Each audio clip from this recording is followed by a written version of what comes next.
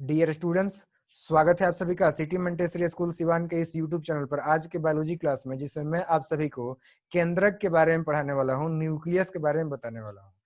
तो देखो, केंद्रक जो होता है वो कोशिका का सबसे महत्वपूर्ण अंग होता है, जो कि कोशिका के सभी क्रियाओं का नियंत्रण करता है, कंट्रोल करता है। और यही कारण है कि केंद्रक को हम लोग कोशिका का केंद्र भी कहते हैं, headquarter of the cell भी कहते हैं। इसका खोज 1831 में रॉबर्ट ब्राउन नाम के एक साइंटिस्ट ने किया हुआ था।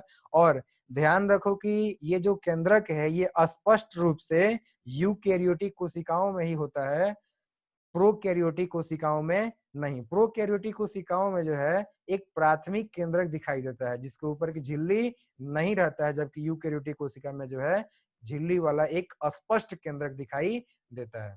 देखो, ये जो केंद्रक है इसके ऊपर जो है द्विस्तरीय झिल्ली पाया जाता है, यानी कि जो आपका बाई लेयर्ड न्यूक्लियर मेम्ब्रेन पाया जाता है।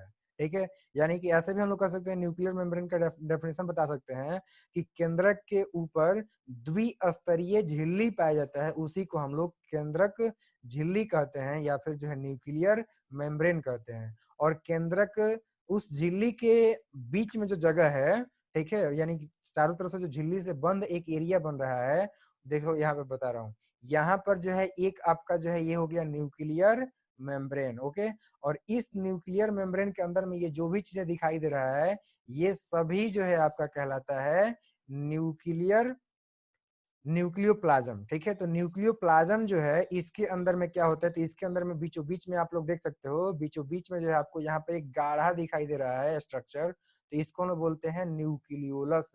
और इसके अलावा यहाँ पे बहुत सारे जो है धागेनुमा जो संरचना दिखाई दे रहा है, पतला पतला पतला पतला, तो ये सभी जो है आपका क्रोमैटिन फाइबर्स है, क्रोमैटिन नेटवर्क है। ठीक है, तो ये ध्यान रखो। अब देखो, क्रोमोसोम्स या फिर क्रोमैटिन जो धागे हैं वो डीएनए से मिलकर बने होते हैं, और ये जो है अनुवांशिक सूचनाओं को एक पीढ़ी में से दूसरे पीढ़ी में ले जाने का काम करते हैं, भेजने का काम करते हैं। एक इंपॉर्टेंट फैक्ट और भी आप सभी को बता दूं कि देखो, ये जो न्यूक्लियर मेम्ब्रेन है इसके बीच बीच में जो आपका पोर होता है, छिद्र होता है, उसी को हम बोलते हैं न्यूक्लियर पोर या फिर केंद्रक रंध्र। ठीक है, तो ये आप लोगों को ध्यान रखना है, या फिर केंद्रक छिद्र भी कह सकते हैं।